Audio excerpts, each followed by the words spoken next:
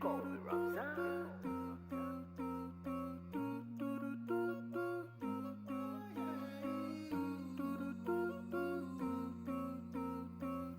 As you said, failures are the steps to success. So what are the mistakes that you have made and that you wish could have been avoided?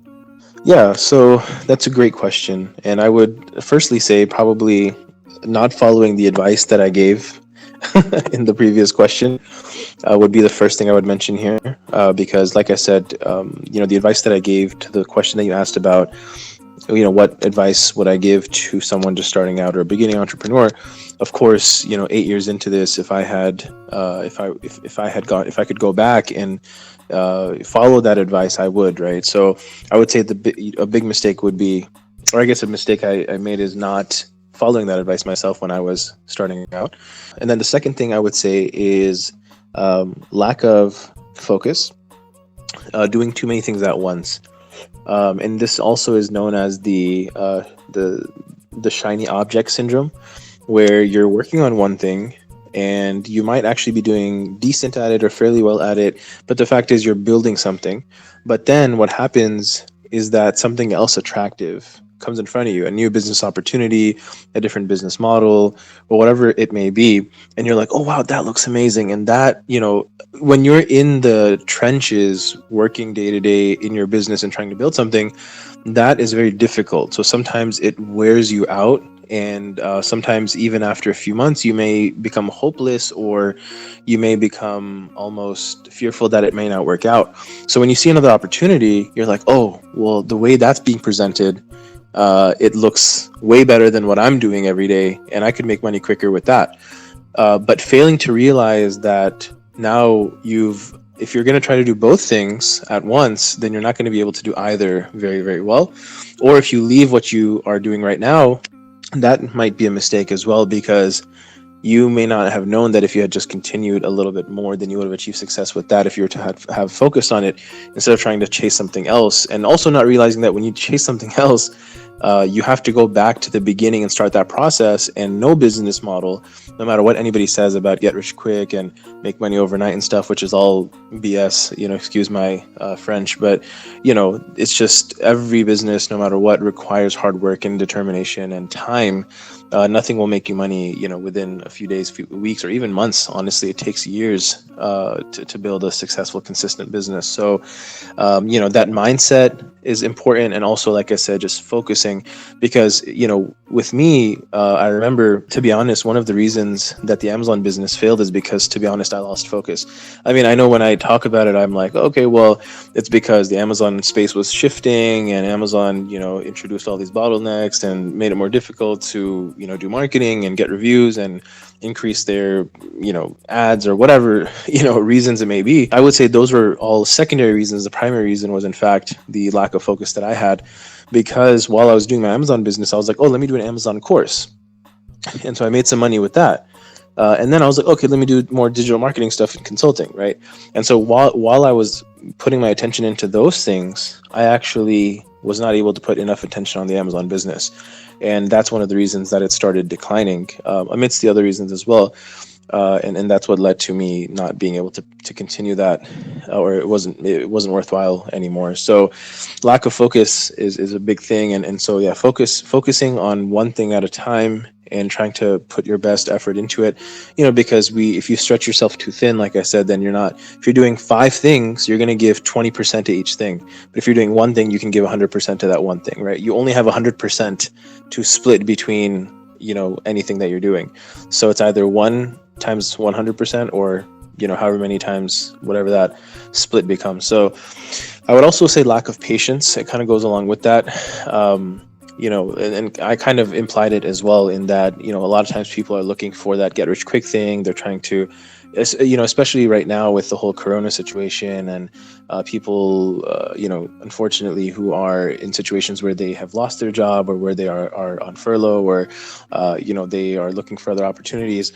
Many people are now looking at this opportunity of entrepreneurship and online business to see if they can do something. And because a lot of times people are in a state of necessity, I've been there, many people are there, and may God, may Allah help those people, because it's not an easy situation, with everything that's going on. But nonetheless, because of that situation of necessity, of hardship, we are going to look for, obviously, things that will try to get us money quickly. But if you want money quick, go get a job, right? That's what I always say. Like, if you want to exchange your time for money straight up, then you will work 10 hours and you'll make, $200, for example, if you're making 20 an hour. So that will, you know that, okay, I'm going to work this many hours, I'm going to get this much paid. That's what's going to get you money quick, because you know that you're getting paid in exchange, hourly. But if you want to make money long term, potentially, that's where business comes in, and you have to understand that it's going to take minimum 6 to 12 months until you can maybe even understand or realize whether a business idea is actually heading in the right direction or not. Forget the fact that you're making profit, right? There are companies that years into their existence never make a profit. Or have not. There are companies that have been acquired without making a profit, right? Which is insane. So the point is that it takes a long time to grow companies and to build a business, but so it requires patience. And I would say those are probably some of the main things. I mean, I had a couple of things here listed as well. Appreciating people that are around you, like your partners, your business colleagues, your mentors, right? Because I've made that mistake as well of having people around me who are giving me their time and attention and effort and guidance and advice. And, like, especially when you're young, you kind of just are in it for yourself, and you don't think enough about others and appreciating them and valuing them. And sometimes when you don't value those partnerships and those colleagues and those people that are there who are helping you and pushing you in the right direction, and we sometimes ignorantly but selfishly, will put ourselves prioritize ourselves over anybody else. Then we lose those people, we lose those partners, and I've made that mistake as well. And I try not to do that anymore with anyone I work with. And then also the last thing I have here is aiming for perfection. That's something I honestly still have a problem with, is if I'm ever doing a recording, a video, or, doing a project or doing something for a client, I work slow, and that's a problem, because then I'm not efficient with my time, because I aim for perfection, but I would say aim for excellence, aim to do a good quality job. But if you aim for perfection, then that's bad, because it's inefficient. So yeah. A common problem among entrepreneurs is finding a niche or a business idea. What is, in your opinion, the best method for developing a business idea? Yeah, so in terms of how to get a business idea, there are many different frameworks out there. I generally will teach one specific one that I think really helps people a lot. And it's a 3-step process called Love, Excel, Serve. So LES. And I always say less is more in the context of that framework. But anyway, so the first step is to, if you're a person listening right now who wants to come up with a business idea, here's how I would go about it. Here's how I went about it myself, and then here's how I would recommend it to you as well. So you basically just grab a sheet of paper, write down anything and everything you can think of that you love to do. So it can be a sport or multiple sports. If you like sleeping, eating, reading, parenting, cooking, marketing, youth work, nonprofit stuff, volunteering, gardening. I mean, literally anything that, even like just watching TV, for example, right? Literally anything, no matter what, if you think that can become a business idea or not, even if it's sleeping, right? So literally anything that you find enjoyment in, just write that down. And most people should be able to come up with at least a list of 25 to 30 things for the love step. So that's the first step, is once you write down all of those things that you love to do, the second thing is you want to write down, or not write down, but rather take that list of, let's say, 30 things that you love and circle everything that you are good at. So again, this step is excel. So anything that you excel at, that you're really good at, go ahead and circle that. And anything that you don't excel at, go ahead and cross that out. Because the point of doing this is that you're trying to identify those things that you're circling are basically going to be things that you love and excel at, right? So you're knocking out anything that you love but you don't excel at, because there are lots of things that we like to do but we don't excel at. So I like to cook, but sometimes I will not even eat my own food. you know, that's just like, I'm not a very good cook. There are certain things I can do well, but generally speaking, I'm not a good cook. So I would put cooking on my love list, but I definitely would cross it out on the excel. And then there are also things that we excel at, that we're good at, but we hate.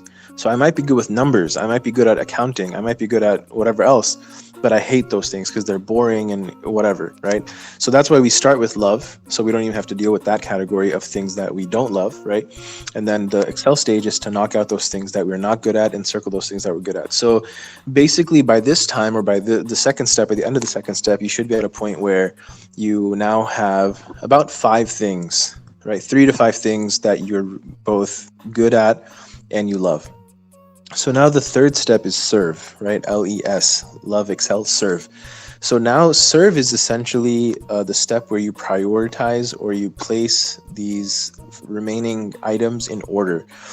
How do you order them? In order of, there are different ways, but I would say the primary thing is, okay, how can you serve other people? What is the one that enables you to, number one, serve other people, but number two, it can also be a potentially good business idea as well. And there are other criteria, but those are the 2 basic ones I'll mention.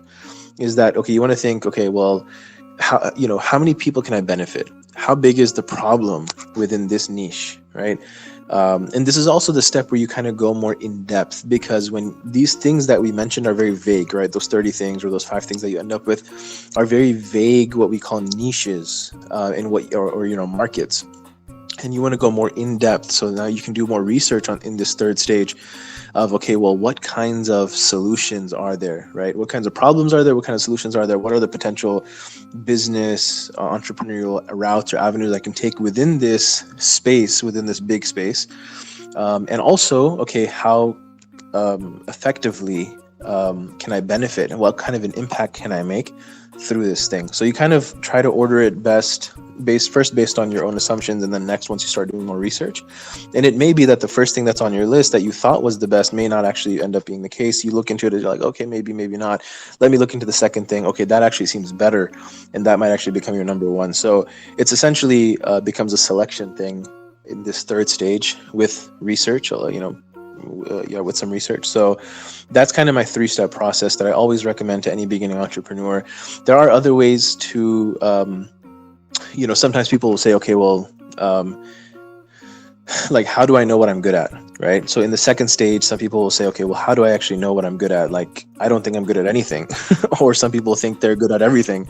And there are ways to go about doing that as well. For example, you can ask people around you, right, who, like your siblings or your family or your friends, about their opinion. Hey, if I was to ask you, what am I good at? What would you say?